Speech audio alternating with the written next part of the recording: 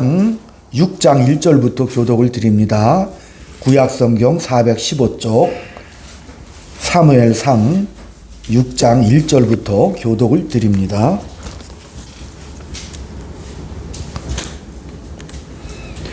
여호와의 궤가 블레셋 사람들의 지방에 있은 지 7달이라.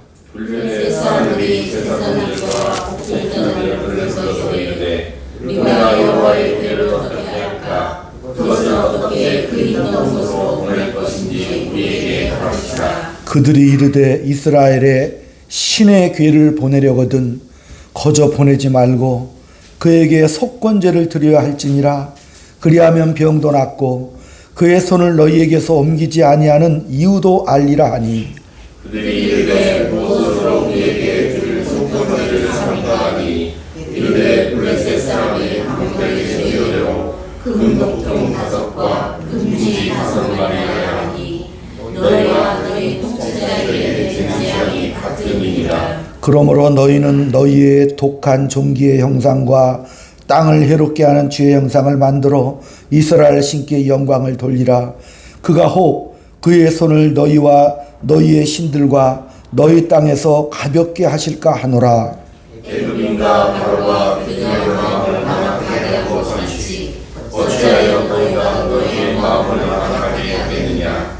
그가 그들 중에서 어찌하기를 위해 그들이 백성을 하게 하므로 백성이 만지 아니하느냐. 그러므로 새 수레를 하나 만들고 멍에를 메어보지 아니한 젖나는 소 2마리를 끌어다가 소의 수레를 메우고 그 송아지들은 떼어 집으로 돌려보내고 여호와의 궤를 가져다가 수레에 싣고 속건제로 드릴 금으로 만든 물건들을 상자에다가 궤에 대두고 그것을 보내어 가게 하고 보고 있다가 만일 궤가 그 본지역 길로 올라가서 벳세메스로 가면 이 큰 재앙은 그가 우리에게 내린 것이요 그렇지 아니하면 우리를 친 것이 그의 손이 아니요 우연히 당한 것인 줄 알리라 하니라.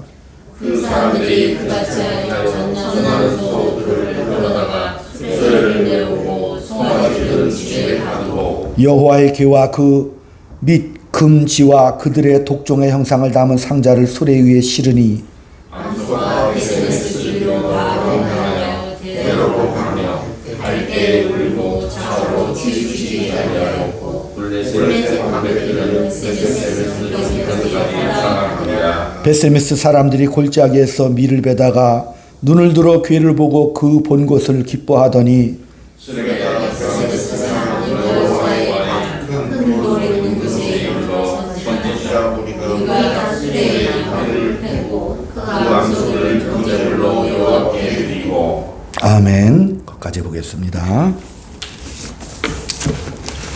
할렐루야. 아멘. 우리 인사 나눕니다. 주의 사랑으로 사랑합니다. 주의 사랑으로 사랑합니다. 성도님 덕분에 참 행복합니다. 성도님 덕분에 참 행복합니다. 우리 한번 믿음을 고백해 볼까요? 주 예수의 피가 나를 깨끗하게 하십니다. 주 예수의 피가 나를 깨끗하게 하십니다. 다시 한번 주 예수의 피가 나를 회복시키십니다. 주 예수의 피가 나를 회복시키십니다. 하나님은 나의 영원한 아버지십니다. 하나님은 나의 영원한 아버지십니다. 아멘. 아멘. 신앙은요, 어떤 눈으로 보느냐, 신앙관이 중요합니다. 늘 말씀드리지만 자유주의, 인본주의 시각으로 우리가 인생을 바라보고 하나님을 바라볼 때 그것은 내가 인생의 주도권을 갖고 나의 경험과 의지와 행위로 말미암아 구원을 얻고 하나님의 자녀로 삼아 살아간다는 이런 신앙 패턴이죠. 근데 하나님은 그것을 전혀 인정하시고 그런 말씀하신 적도 없어요. 이 신앙관은 하나님이 주도권을 갖고 계십니다.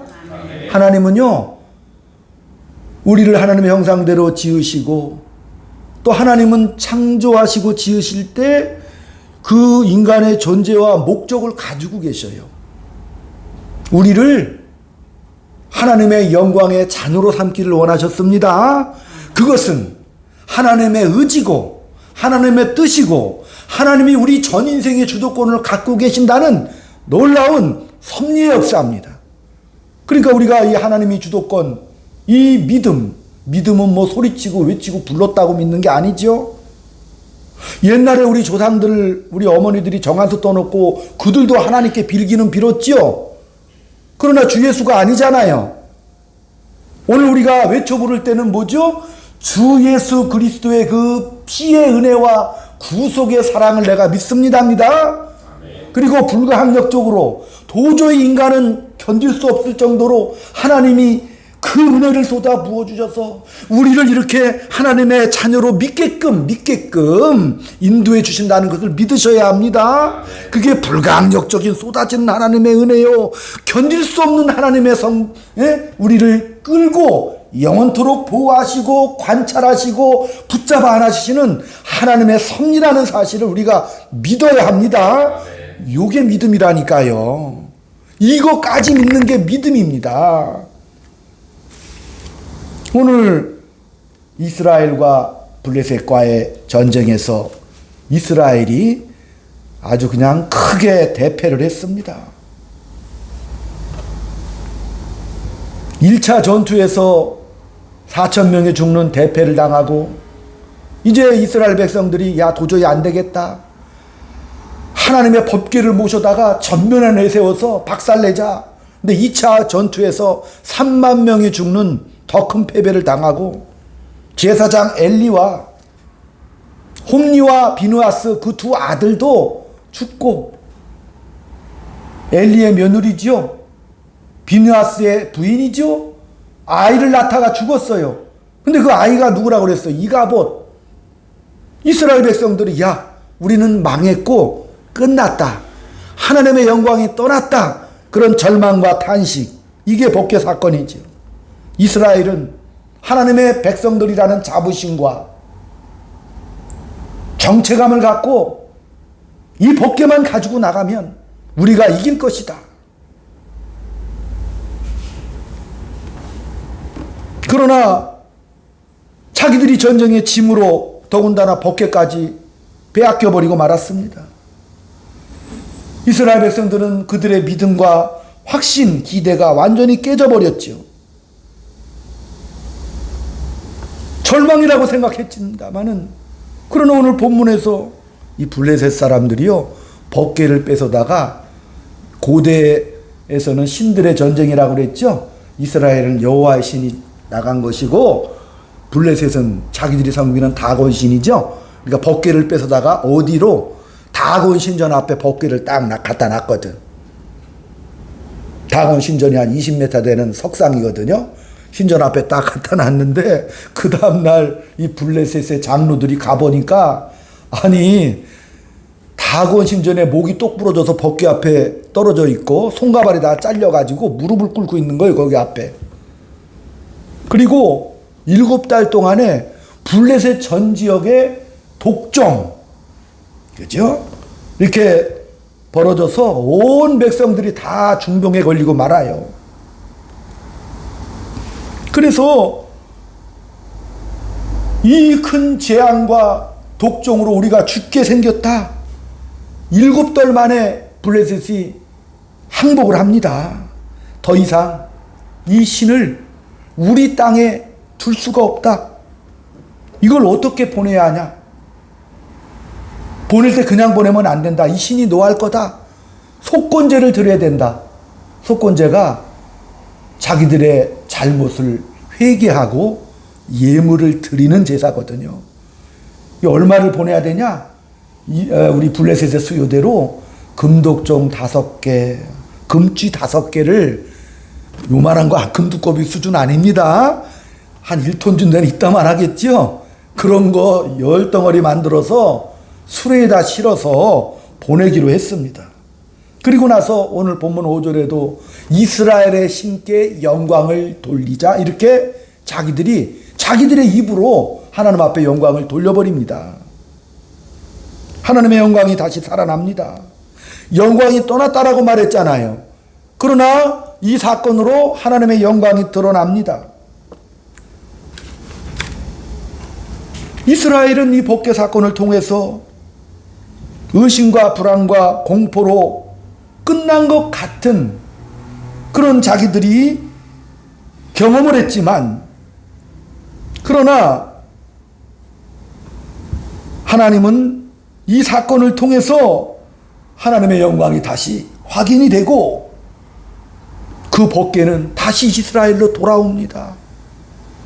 왜 우리가 다니엘서도 보면 그런 사건이 나오죠. 남유다가 바벨론에 멸망을 당하잖아요. 바벨론의 느부갓네살이 이스라엘을 멸망시키고 그 예루살렘의 성전에 모든 제사 드리는 그릇들, 성전 자체를 전체를 다 파괴시켜버리고 자기들이 하나님을 모욕하고 이제 포로도 다 잡아갔어. 70년의 세월이 지나지요. 근데 하나님께서는 곧바로 느부갓네살한테 가셔서 그를 7년 동안 짐승처럼 들판에서 자고 풀 뜯어먹게 하고 하늘 이슬을 지붕 삼아 방황시켜버립니다. 하나님께서 가만히 안 두셔요. 다니엘서 4장 34절에도 하나님은 그런 말씀을 하셔요. 나는 인간 나라를 다스리는 하나님이다라고 선포하시는 거예요. 그러니까 이 느부갓네살 왕이 일국에 대해 제국의 정복군주잖아요. 근데 하나님께서 그를 덮쳐서 쳐버리시니까 7년 동안이나 정신병자처럼 방랑하다가 다시 하나님이 회복을 시켜주셨죠. 그 느부갓네살 왕의 입에서 이 모든 것이 상천하지 하나님의 역사다, 이스라엘 하나님께 영광을 돌립니다, 하나님을 찬양합니다라고 자기가 무릎 꿇고 고백을 했다니까요.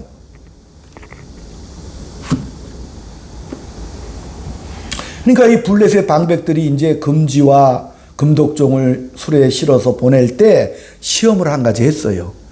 이 암소 2마리, 이 새끼를 가진 암소잖아요. 2마리, 그리고 수레를 메어보지 않은 암소 2마리를 그 수레에다 묶었어요. 복개를 거기다 싣고. 그러면서 이것을 이제 벳세메스로 이스라엘 땅으로 보내는데, 만약에 이 암소가 수레를 한 번도 안 매봤으니까 수레를 메어주면 암소가 안 갈 거 아니에요. 생전 처음 끄는 수레니까. 더군다나 어미 암소니까 새끼들을 일부러 떨어뜨려 놨어요. 그러면 정상적인 암소 같으면 새끼를 두고는 가지 않을 거 아니에요. 끌지 않겠죠? 새끼 생각이 나서. 근데 이상하게 벳세메스로 갈 때 이 두 암소가 새끼를 생각하며 우는지 질질 울면서 좌우로나 흔들리지 않고 한 번도 멍에를 매보지 않았거든, 수레를. 근데 똑바로 가니까 야, 이거 우연이 아니구나. 하나님이 이렇게 일을 진행하신 사건이구나. 그래서 하나님을 찬양하게 되었지요. 그들이 하나님은 역사를 다스리시는 하나님이시구나, 그렇게 증언을 하게 됐습니다. 이 일은 이스라엘 역사에서 하나님의 일하심에 대한 아주 중요한 사건으로 기록이 되었습니다. 또 지금도 이 신약에서도 중요한 사건으로 또 반복되게 증언합니다. 구약의 사건이 신약의 해석을 통해서 서로 손을 잡고 지금 말씀하려고 합니다. 그때 일어난 이 법궤 사건이 지금 여기에서 우리에게는 또 무슨 의미가 있는가를 우리는 알아야 합니다. 실패하고 절망한 자로 서 있습니까? 하나님이 우리의 기도에 응답하지 않으시는구나라고 포기하고 있습니까? 우리의 기대와 우리의 소망대로 인생이 내 뜻대로 풀리지 않습니까? 그러기에 뜻대로 안 됐기 때문에 포기하고 있습니까? 법궤 사건처럼, 그 법궤 사건의 당사자였던 이스라엘 백성들처럼 절망하고 있지 않습니까? 오늘 우리도 그래서 괴로운 인생들이 있습니다. 그래서 우리 뜻대로 안 되기 때문에 괴롭습니다. 누가복음 24장 1절에도 안식 후 첫날 여자들이 향품을 가지고 이제 예수님 돌아가셨으니까 장례나 깨끗하게 깔끔하게 마무리하자. 그렇게 예수님 무덤을 찾아갔는데 예수님이 없는 거야. 천사들이 야 예수님 부활하셨다 이렇게 말씀을 했지요. 천사들이 왜 예수를 죽은 자 가운데 찾느냐? 그가 여기 살아난다고 하지 않았느냐? 예수 살아나셨다. 그리고 이 여자들이 깜짝 놀래가지고요 제자들에게 뛰어갔어요. 그리고 베드로에게도 알렸습니다. 예수님 부활하셨습니다. 부활하셨대요. 제자들도 안 믿었거든요. 베드로도 안 믿었어요. 아니 죽은 자가 살아난다고 누가 믿겠어요? 안 믿었다니까요. 우리도 그렇게 생각을 해요. 왜? 너무 쉽게 생각하는 버릇이 있어요. 제가 늘 말씀드리지만 순진하고 정직한 신앙생활하면 안 돼요. 순진하면 안 믿잖아. 그죠? 또 다른 이상한 사건들, 이해 못할 사건이 벌어지면 안 믿죠? 그러니까 장성한 분량의 신앙생활 하시길 축원드립니다. 네. 우리가 뭐 예수를 보고 믿었어요? 2000년 전에? 성경 보고 예수 믿었나요? 믿지 않고 읽으면 이 성경은 다 헛것이죠? 아무리 여러분 믿지 않고 창세기부터 성경을 보면 말이 안 되죠? 그런데 믿고 읽으면 다 말이 되죠? 놀랍잖아요. 우리는 이미 결론을 알고 믿음의 고백을 합니다. 그러니까 이 성경의 모든 역사들이 말이 안 된다 이렇게 생각하는 사람은 없습니다. 만약 우리가 순진한 믿음으로 하나님에 대한 지식이 없는 믿음을 갖고 성경을 보면 믿고 싶은 것만 믿어. 왜 우리 권사님 성경에 줄 많이 치셨죠? 자기 성경에. 그것만 보잖아. 그래서 자기가 믿고 싶은 것만 밑줄 그은 대로 또 믿으려는 경향이 있어요. 예. 말이 안 되는 부분은 어떻게 해석하시려고 합니까? 예수님이 부활하셨다는 것은 굉장히 간단한 건데 그러나 세상의 지성과 인간의 눈으로 보면 말이 안 되는 사실입니다. 예. 그래서 많은 사람들이 예수를 많은 세상의 지성들이 자유주의자들이 인본자유주의들이 예수의 그 부활을 안 믿는 이유입니다.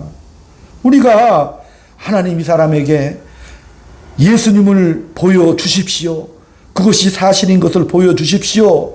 그럼 우리 예수님께서 하늘에서 중보기도 하시다가 짠 내려와서 이렇게 보여주고 다시 또 올라가고 그런 적은 없죠? 그렇진 않으시잖아요. 안 내려오셔요. 예수님도 고집이 있으시지. 이미 십자가에서 구속을 완성해 주시고 올라가셨죠? 그렇잖아요. 우리 보고 뭐 하라는 거예요? 아멘. 따라합시다. 믿음. 너희들은 이 시대에는 믿음을 가져야 돼. 근데 너희들이 믿음이 없으니까 누가 성령 하나님이 내주하셔서 나와 함께 하시죠?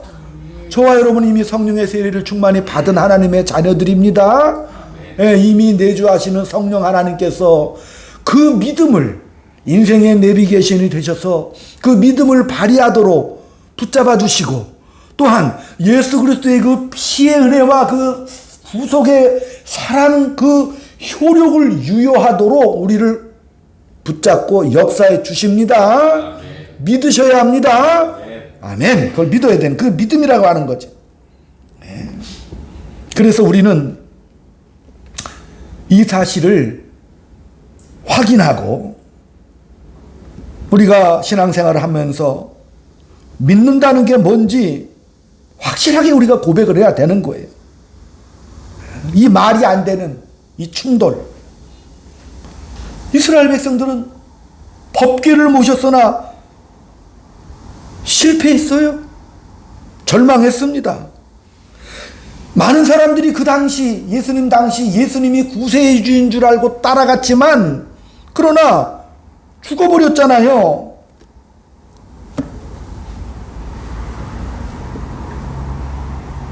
그 죽어버린 예수님 앞에 절망을 합니다. 사도행전 9장에서 사도 바울이 살기등등하게 예수 믿는 사람들, 그 당시 일어났던 신흥 종파 이단이라고 봤거든, 유대교에서는. 그래서 유대교 신학자요 사내들인 공회원이었던 이 바울이 말을 타고 군사들을 거느리고 예수 믿는 사람들을 잡아 죽이려고 다메섹 도상을 달렸습니다. 근데 하늘에 빛이 나오고 예수 그리스도께서 나타나셔서 사울아 사울아 네가 나를 핍박하느냐, 내가 핍박하는 예수다. 바울이 완전히 그냥 뒤집어져 버렸어요. 예수님 나타나셔서 바울을 뭐 사랑해가지고 너 회개해라 이런 말씀하시는 게 아니요. 예끼 이놈아 정신 차려라. 면박을 주는 장면이요. 꾸짖는 장면이에요. 꾸짖는 장면. 법궤로 인하여 이스라엘 백성들이 하나님의 임재와 자신들의 안심, 자신들의 그 확신을 다 송두리째 내려놓고 기대할 것이 없었던 그들처럼 사도 바울은 하나님 앞에 나타나신 예수 그리스도로 말미암아 굉장히 면박을 당해요. 왜? 바울은요, 이 계명전의 사울은 살기가 등등하여 자기가 하는 일이 옳은 줄 알았다니까요. 자기가 믿는 하나님을 위하여, 하나님의 영광을 위하여 기꺼이 이하 목숨 바치리라. 그죠? 하나님의 성전 제사를 부인하고 율법을 부인하고, 아니 뭐 십자가에 죽었다던데 무슨 부활했다 그러고, 이게 사기잖아. 다 말이 안 되는 일이 벌어진 거니까 자신이 이거 도저히 난 용서할 수 없어. 하나님의 영광과 하나님의 존귀를 위하여 나는 저들을 죽이러 간다. 열심 가득했겠지요. 얼마나 진심이었겠습니까? 왜? 명분은 뚜렷하지요. 하나님의 영광을 위하여, 지키기 위하여. 근데 예수님이 나타나셔서 너는 틀렸어. 꾸중을 듣습니다. 사울아 사울아 네가 왜 나를 핍박하냐?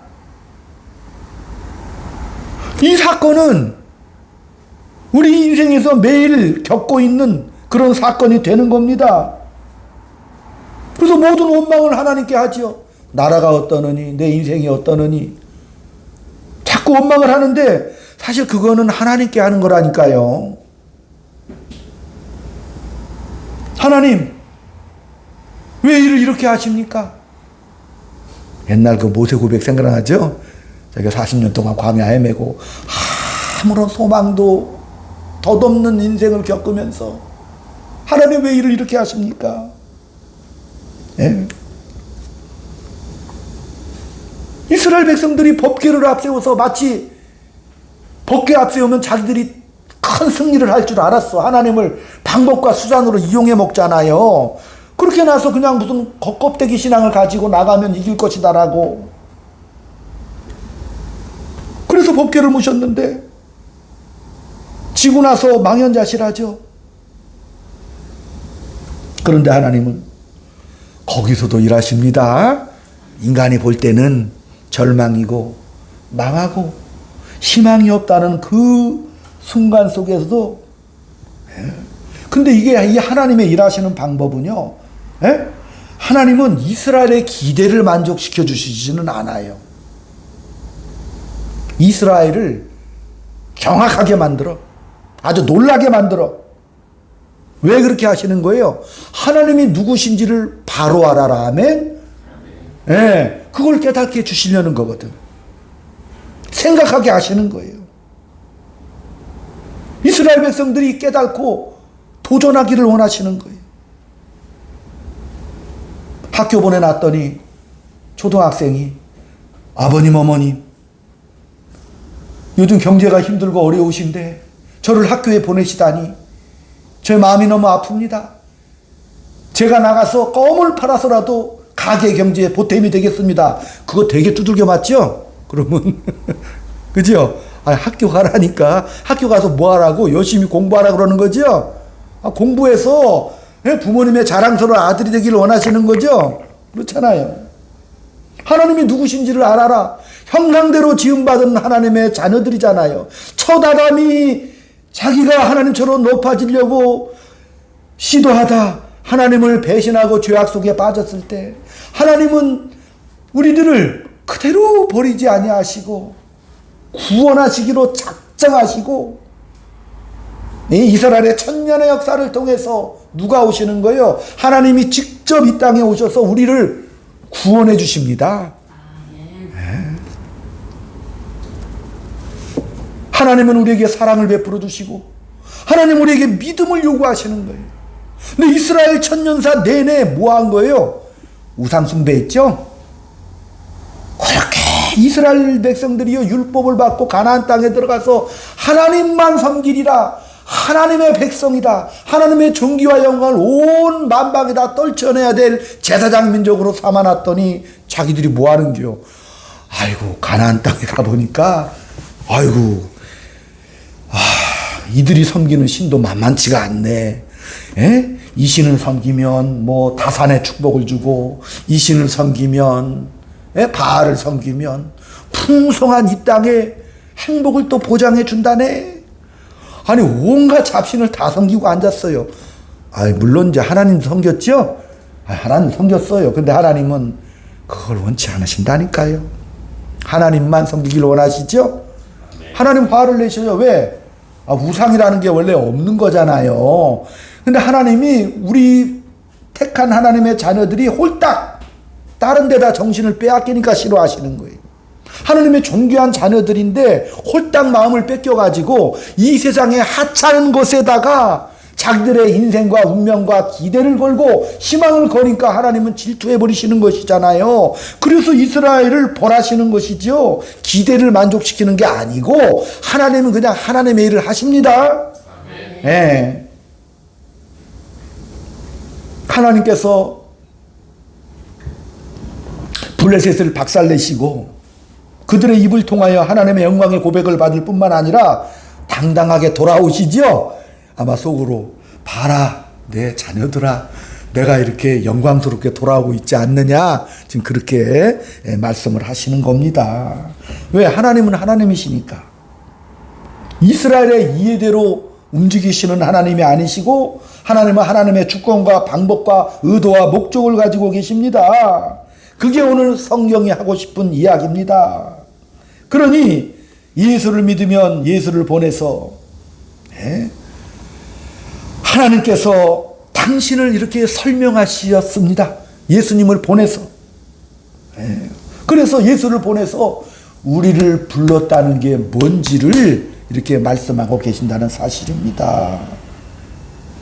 바울은 디모데전서 1장에서도 나 하나님의 은혜를 입었고 나는 모태에서부터 택함을 받았다. 나는 하나님의 자녀다. 그래 내가 몰랐을 때는 내가 정말 하나님 영광 그 뜻을 알지는 못해서 몰라서 내가 예수를 핍박했다고 자기가 고백을 하죠. 그렇잖아요. 그리고 자기는 죄인 중에 괴수라는 고백이 그래서 하는 거예요. 나 몰라서 그랬다니까. 그 모른다고 다 해결되는 건 아니잖아요. 알으라고 말씀하시는 겁니다. 왜 우리가 주차에서 주차장에 가서 대다가 엉뚱한 데 대놓고, 저도 한번 그런 적이 있는데 장애인 자리인지도 모르고 딱 됐는데 누가 마침 딱지를 떼려고 그러더라. 그래서 내가 보니까 또 장애인 자리야. 몰라서 그랬어요. 왜 그래요? 왜 그런 변명하죠? 반으로 깎아달라고. 나 몰라서 그랬으니까. 그럴 때 있잖아요. 급하게 일 볼 때. 나 몰라서 그랬으니까 좀 봐주세요. 반으로 좀 깎아주세요. 네. 바울은 자기가 잘하는 줄 알았다니까요. 하나님에 대한 그 지식이 없으면, 하나님의 은혜가 없으면 우리도 그렇게 생각을 할 때가 많아요. 잘하는 줄 안다니까요. 베드로가 예수님께서 그 물음에 너는 나를 누구라고 생각하느냐? 사람들은 뭐 예수님이 뭐 유대 선생이다, 뭐 엘리야가 나타났다 이런 말씀하는데, 야 너는 나를 누구라고 생각하느냐? 주는 그리스도시요 살아계신 하나님의 아들이십니다. 위대한 고백을 합니다. 그러고 나서 우리 예수님께서 야 내가 이제 십자가에 죽으러 내가 가야 되겠다. 그러니까 예수님 베드로가 뭐라 그래요? 절대 그러면 안 됩니다. 제가 이 한 목숨 다해서 예수님 따라가서 예수님을 지켜드리겠습니다. 이렇게 고백을 하잖아요. 그러니까 우리 예수님께서 뜻밖의 말씀하시죠. 이 사탄아 물러가라. 네가 하나님의 일을 방해하는구나. 그리고 실제로 예수님께서 십자가에 그 죽음 그 자리에 임했을 때 베드로가 거기까지는 따라왔어. 근데 예수님이 죽어버리잖아. 그죠? 진심을 다했죠. 예수님을 지키고 싶었죠. 진심을 다해서 따라왔다니까요. 그런데 어떻게 해요? 예수님이 그냥 죽어버리니까 베드로가 돌아간 거예요. 눈물 흘리며 돌아갔겠지. 여기가 끝이구나. 여기가 절망이구나. 더 이상 기대할 게 없구나. 그러고 나서 옛날에 그 베드로가 그 어부였잖아요. 배화금을 다 버리고 온 거 다시 그거 갈릴리로 가가지고 그거 다시 챙겨가지고 이제 뭐 하는겨? 그냥 고기나 잡자. 하던 거나 계속 하자. 한바탕 꿈이었나 보다. 인생사 참 허망하다. 근데 거기에 누가 부활하신 예수님이 나타나셨죠? 물으잖아. 베드로야. 그러니까 베드로가 얼마나 미안하기도 하고 민망하기도 하고 참 이게 마음속에 얼마나 갈등이 많았겠고 절망이 있었겠어요. 예수님 물어요. 3번이나 물으셔. 네가 나를 사랑하느냐? 예, 정말 제가 예수님을 사랑합니다. 나 예수님 정말 사랑합니다. 예? 고백을 그렇게 하지요. 내가 사랑하는 줄을 주께서 아십니다. 3번이나 그 고백을 했다니까.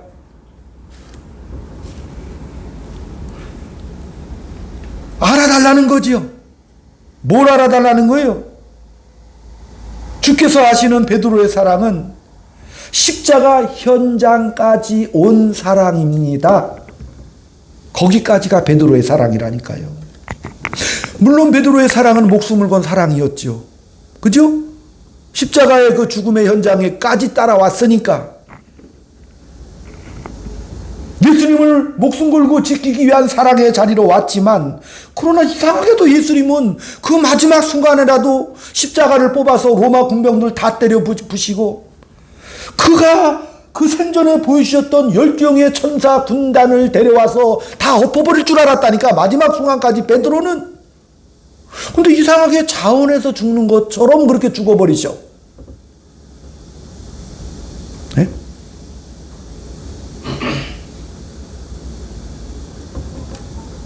기꺼이 죽으셔요. 예수님이 기꺼이 죽어버리니까 베드로는 더 이상 사랑할 수가 없죠. 죽어버렸는데 어떻게 사랑을 한단 말입니까? 자기의 최선은 뭐예요? 예수님을 지키기 위한 거였어요. 그러나 자기의 능력으로는 따라갈 수 없었습니다. 예수님께서 부활하셔서 다시 나타나 묻습니다. 내가 나를 사랑하느냐? 베드로가 내가 주를 사랑하는 주께서 아십니다. 그 말은 뭐예요? 저 인간의 절규지요. 나는 더 이상 따라갈 수가 없습니다.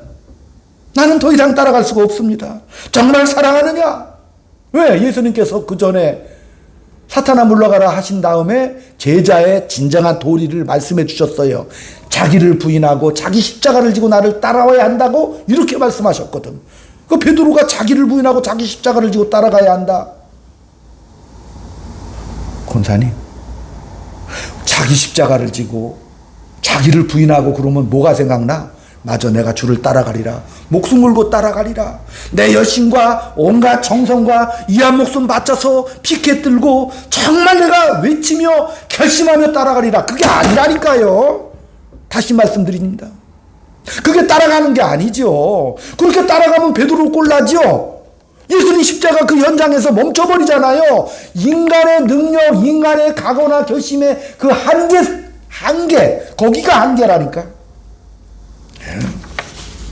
그러니까 우리 예수님께서 자기를 부인해라, 네 한계와 절망을 이제 알았느냐 이렇게 물으시는 거예요. 아멘? 네가 나를 사랑하느냐? 네 한계와 절망이 거기까지야. 너 거기까지밖에 안 되잖아. 그리고 부활하신 예수님께서 그 사망의 그 벽, 그렇게 베드로가 두려워했던 그 절망과 사망의 그 벽 속에서 쑥 손을 내밀어서 부활의 손을 내밀어 주셨죠. 그 베드로를 꽉 붙잡아 버리시죠. 지금 내가 너와 함께 할 거야.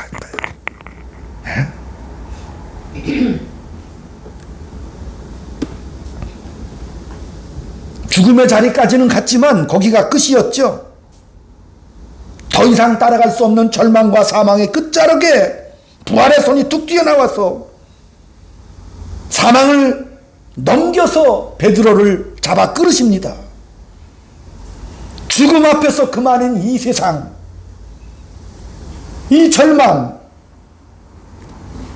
그러나 우리 예수님은 그 부활로 말미암아 죽음을 극복하고 영원한 그 사랑을 우리에게 보여주셨다는 사실입니다. 하나님은 아버지십니다. 내가 믿음으로 반응하면 그 아버지는 아버지 역할을 하신다니까요. 아멘. 아버지는 아버지 일을 하셔요. 내가 믿음으로 반응하는 한 내 새끼들을 어떻게 해요? 주님 나라 설 때까지 자랑스럽게 영광스러운 하나님의 자녀들로 보호하시고 인도하시고 붙잡으셔서 회복시키셔서 눈물과 한숨과 절망을 부활로 이겨버리십니다.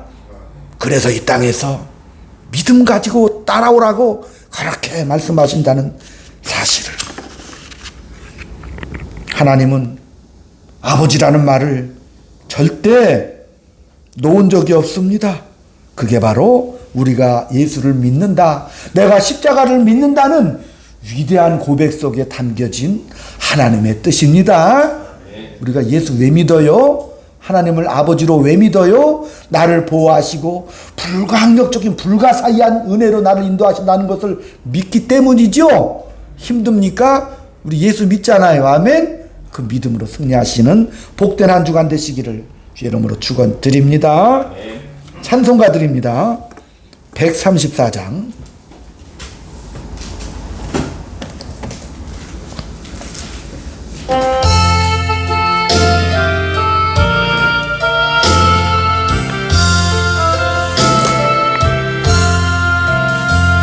나 어느 날 꿈속을 헤매며 어느 바닷가 거닐 때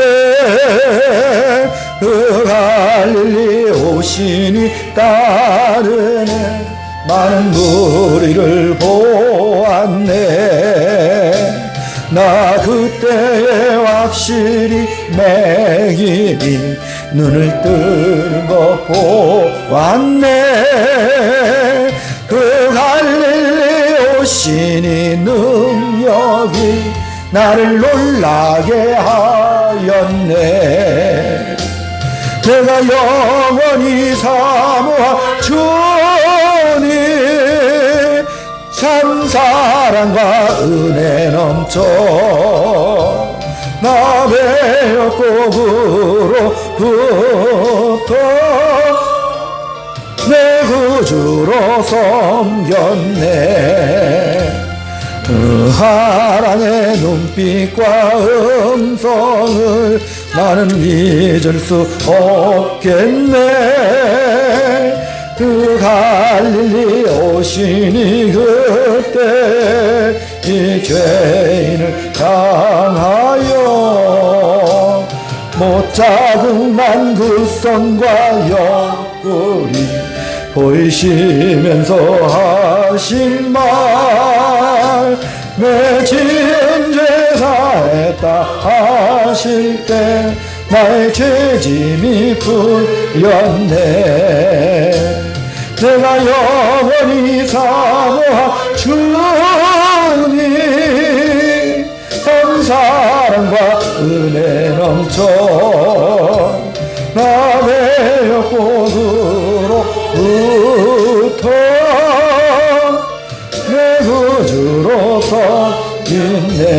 사나운 바다를 향하여 잔잔하라고 명했네. 그 파도가 주 말씀 따라서 아주 잔잔케 되었네. 그 잔잔한 바다의 평온아 나의 맘속에 남아서 그 할례 오시니 의지할 참된 믿음이 되겠네. 내가 영원히 사모한 주님 참 사랑과 은혜 넘쳐 나 배고픔으로부터 내 구주로 섬겼네. 이 세상의 무거운 짐진 자 모두 주 앞에 나오라. 그 하늘을 받아서 마음의 평안을 얻으라. 나 주께서 명하신 복음을 힘써 전하며 살 동안 그 갈릴리 오시니 내 맘에 항상 계시기 원하네.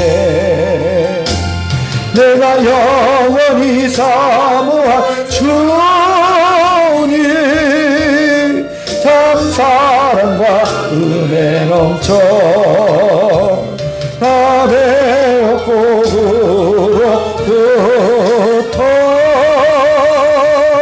내 구주로 섬겼네. 은히 사모한 주님 참 사랑과 은혜 넘쳐 나 배고픔으로부터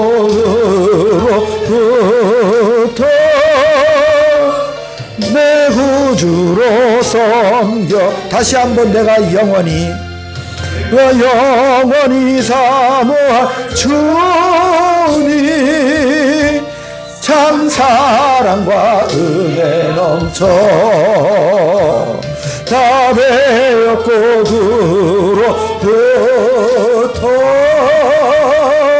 내 구주로 삼았네.